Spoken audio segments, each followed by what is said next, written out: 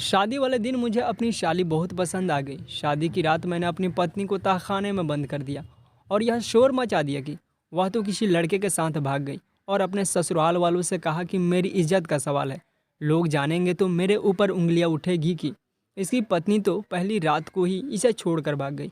इसलिए आप मेरी शादी आप अपनी दूसरी बेटी से करवा दें। मेरी शादी मेरी शाली से करवा दी गई और मैं खुशी खुशी उसके कमरे में गया और जब घूंघटा उठाया तो मेरे कदमों तले से ज़मीन निकल गई, क्योंकि वहाँ तो मैं अपना देश छोड़ विदेश में नौकरी करता था। जब मैं कुछ दिनों के लिए घर वापस आया तो मेरी माँ को मेरी शादी की फिक्र होने लगी।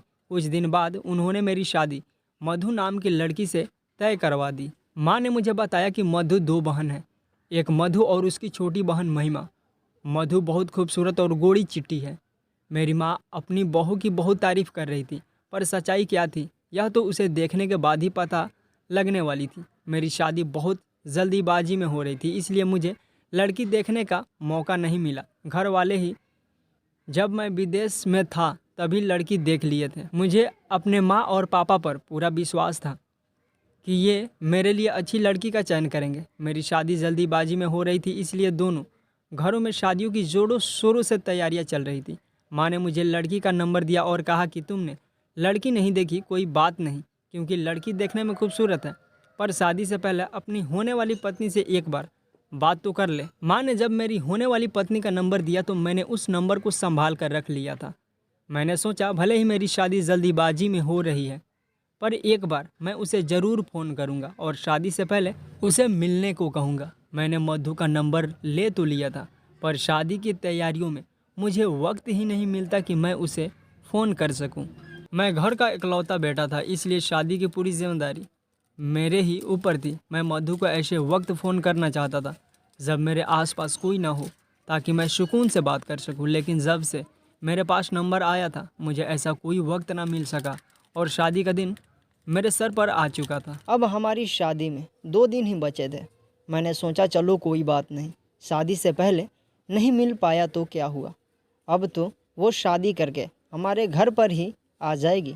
अब मिलने मिलाने की क्या ज़रूरत। हमारी शादी इतनी जल्दीबाजी में तय हुई थी कि मैंने मधु की कोई तस्वीर भी नहीं देखी थी। मैंने सब कुछ अपने माँ बाप पर छोड़ दिया था, पर यही मेरी ज़िंदगी की सबसे बड़ी गलती थी। शादी के 2 दिन पहले मैं मार्केट गया हुआ था, तभी मेरा एक दोस्त मुझसे मिला। वो पूछने लगा, सुना है तेरी शादी तय हो गई है, मुँह दिखाई के तोहफे में तू भाभी को क्या देने वाला है। अपने दोस्त की बात सुनकर तो मैं सोच में पड़ गया कि इसके बारे में तो मैंने सोचा ही नहीं। मैंने अपने दोस्त से अपने घर के सारे सिचुएशन के बारे में बता दिया कि मेरी शादी किन हालातों में हो रही है।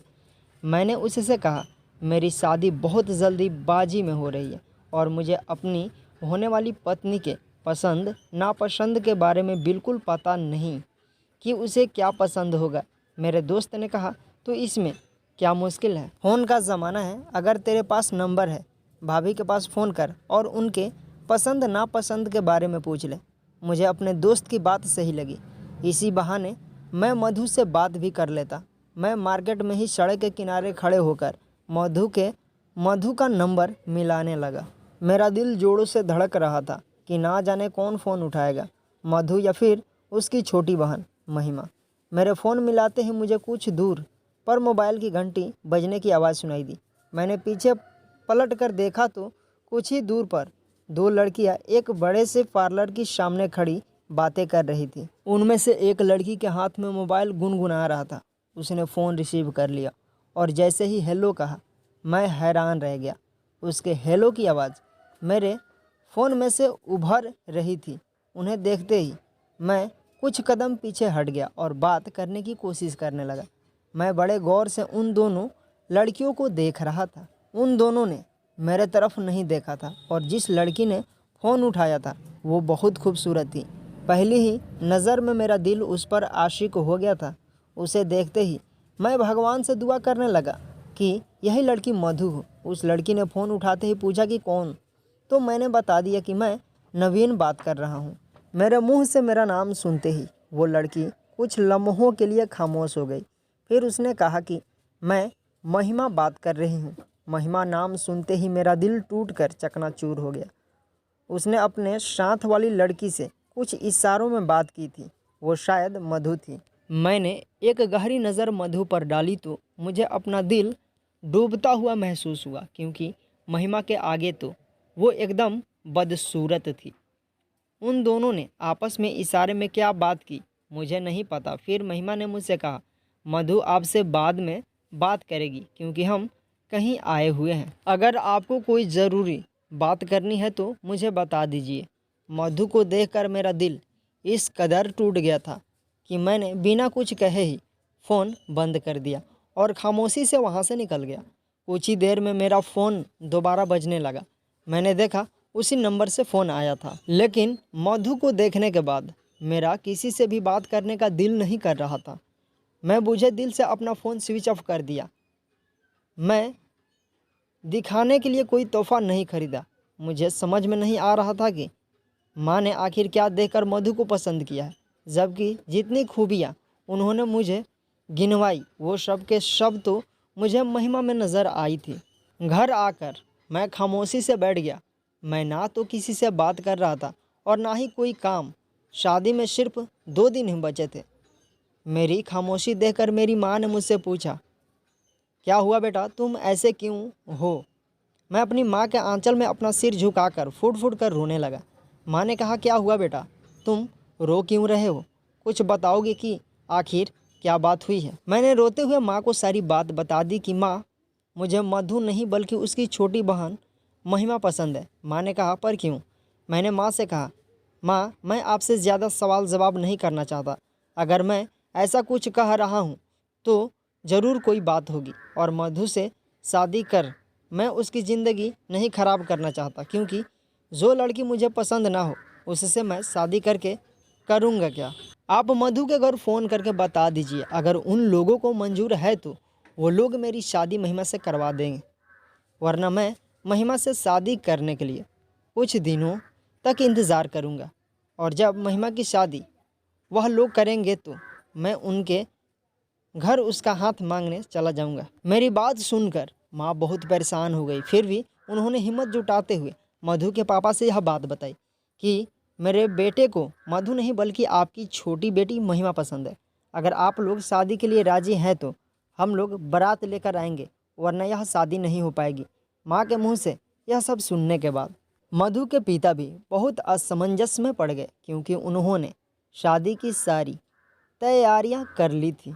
माँ का फैसला सुनने के बाद उन्होंने कुछ वक्त मांगा और फिर शाम को उन्होंने फ़ोन किया और कहा, ठीक है, हम अपनी बेटी महिमा की शादी आपके बेटे नवीन से करने को तैयार हैं। महिमा से मेरी शादी होगी। यह सुनकर तो मेरी खुशी का ठिकाना ही नहीं रहा। मैं खुशी के मारे उछल पड़ा, क्योंकि जो लड़की मुझसे फ़ोन पर बात कर रही थी वो महिमा ही थी और महिमा ही मेरी जीवन साथी बनने के काबिल थी। अगले 2 दिनों में हम महिमा के घर बारात लेकर पहुंच गए।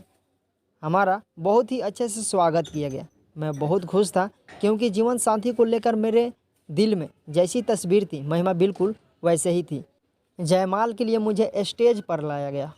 महिमा के खूबसूरत हुस्न को देखने के लिए मैं बेताब था। कुछ देर इंतज़ार करने के बाद दुल्हन को लाया गया, पर जब मेरी नज़र दुल्हन यानी कि महिमा के चेहरे पर पड़ी तो उसे देखकर मेरे जिस्म से जान निकल गई।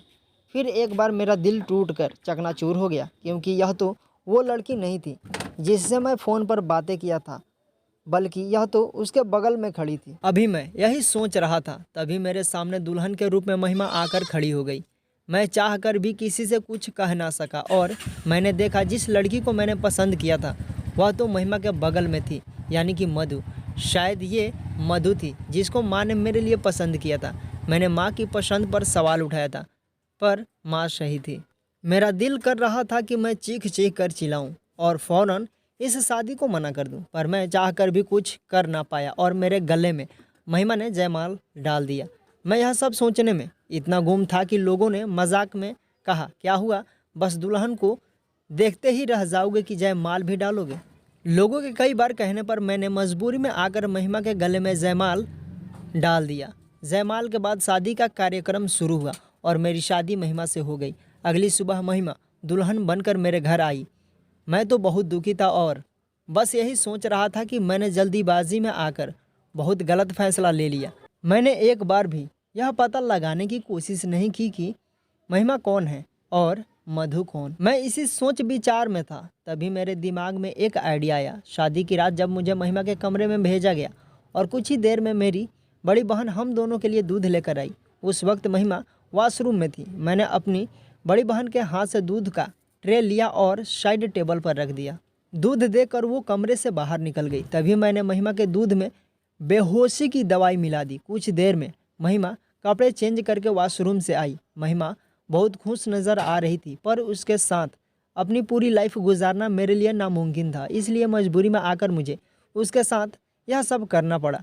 दूध पीने के बाद कुछ ही देर में महिमा बेहोश हो गई। मेरे कमरे में एक दरवाज़ा था जो हमारे घर के तहखाने की तरफ जाता था।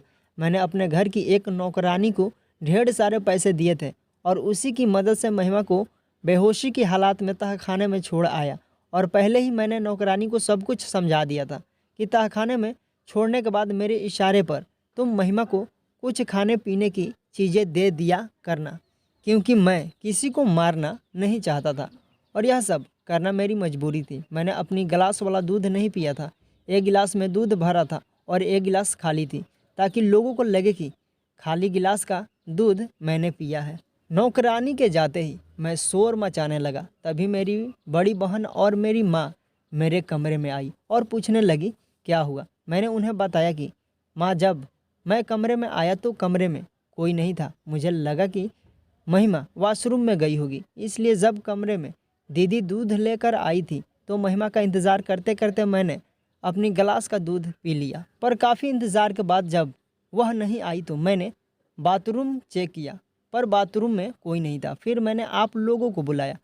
माँ, मुझे तो लगता है कि महिमा मुझसे शादी करना ही नहीं चाहती थी, पर अपने घर वालों की दबाव में आकर मुझसे उसने शादी कर ली। मजबूरी में आकर उसने शादी तो कर लिया, पर शायद वह अपने नई ज़िंदगी की शुरुआत अपने आशिक के साथ करना चाहती थी और इसलिए वह यहाँ से भाग गई। तहखाना छोड़कर महिमा को हर जगह ढूंढा गया, पर महिमा नहीं मिली।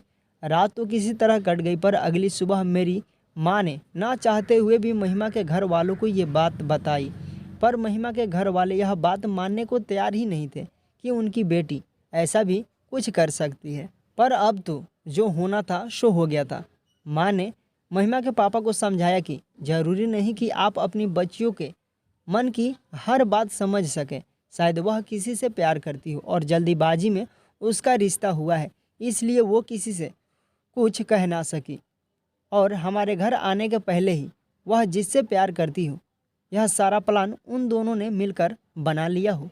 मजबूरी में आकर महिमा के पिता को ना चाहते हुए भी हमारी बातों पर यकीन करना पड़ा। हमारी शादी के 2 दिन बाद हमारा रिसेप्शन था, इसलिए मैंने माँ से कहा, माँ, मैं अपने दोस्तों को क्या मुंह दिखाऊंगा कि शादी की पहली रात को ही मेरी पत्नी मुझे छोड़कर भाग गई।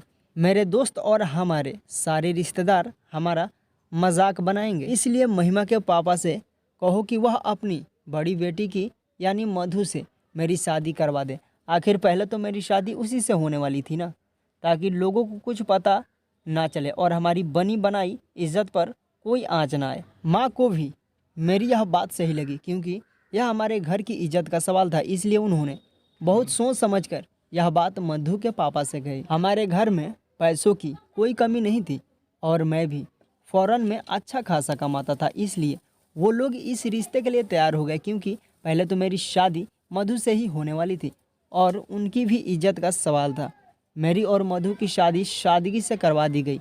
मधु से शादी करने के बाद मेरी खुशी का इम्तहान आ रही। मैं बहुत खुश था, क्योंकि जैसा मैंने सोचा था सब कुछ वैसा ही होता जा रहा था। मैं सारी ज़िंदगी महिमा के साथ समझौते वाली ज़िंदगी नहीं गुजारना चाहता था। मैंने सोचा था कि मधु से शादी करने के बाद मैं महिमा को चुपके से आज़ाद कर दूंगा।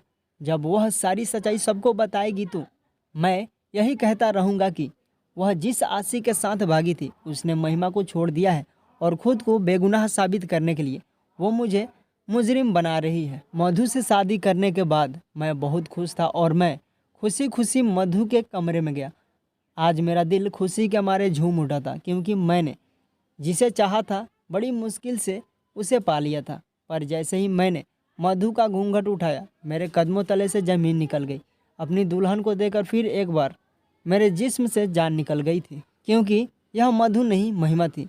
जिसे मैंने तहखाने में छोड़ा था, पर यह कैसे हो गया?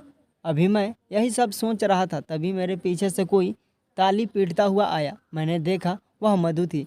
मधु ताली पीटते हुए कातिलाना अंदाज में हंसकर बोली, वाह नवीन, वाह, तुमने तो हम दोनों की ज़िंदगी मजाक बना कर रख दी। जब तुमने फ़ोन पर कहा कि मेरी बहन किसी आशिक के साथ भाग गई है, तभी मुझे यकीन नहीं हुआ था, पर मैंने उस वक्त कुछ नहीं बोला क्योंकि मुझे पता था कि मेरी बातों पर कोई विश्वास नहीं करेगा। इसलिए मैंने तुमसे शादी की, और शादी करके जब मैं इस कमरे में आई तो आते ही इस कमरे के चारों तरफ देखने लगी कि इस कमरे में क्या है, कैसे है, बाहर से दरवाज़ा है कि नहीं, आखिर मेरी बहन इसी कमरे से बाहर निकली होगी ना।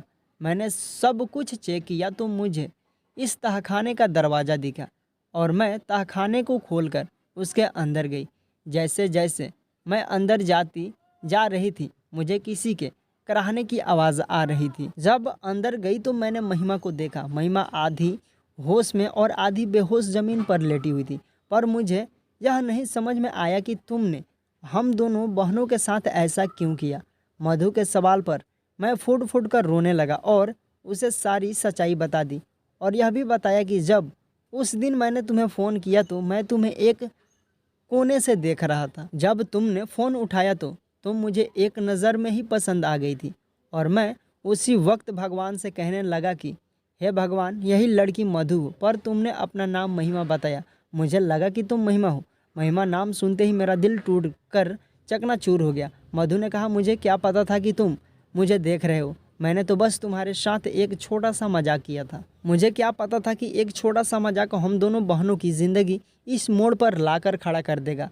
पर नवीन, तुम ना तो मेरे लायक हो और ना ही मेरी बहन महिमा के लायक। हम दोनों ही तुम्हें छोड़ कर जा रहे हैं क्योंकि तुमने एक बार भी नहीं सोचा कि हमारे दिल पर क्या बीतेगी। तुमने अपनी खुशी के लिए हम दोनों बहनों की ज़िंदगी बर्बाद कर दी। मधु और महिमा मुझे छोड़कर जा चुकी थी और यह सारी बातें सभी घर वालों को पता चल चुकी थी। मधु ने सच कहा कि मैंने अपनी खुशी के लिए उन दोनों बहनों की ज़िंदगी खराब कर दी। एक छोटी सी गलतफहमी ने मधु, महिमा और नवीन तीनों की ज़िंदगी इस मोड़ पर लाकर खड़ा कर दी। इसलिए कहते हैं कि कुछ भी करने के पहले उसके बारे में पूरा पता कर लें कि क्या सही और क्या गलत, क्योंकि जो मधु, महिमा और नवीन के साथ हुआ किसी के भी साथ ना हो। ये कहानी आपको कैसी लगी कमेंट करके बताएं, और ऐसी कहानियाँ सुनने के लिए हमारे चैनल को सब्सक्राइब जरूर करें।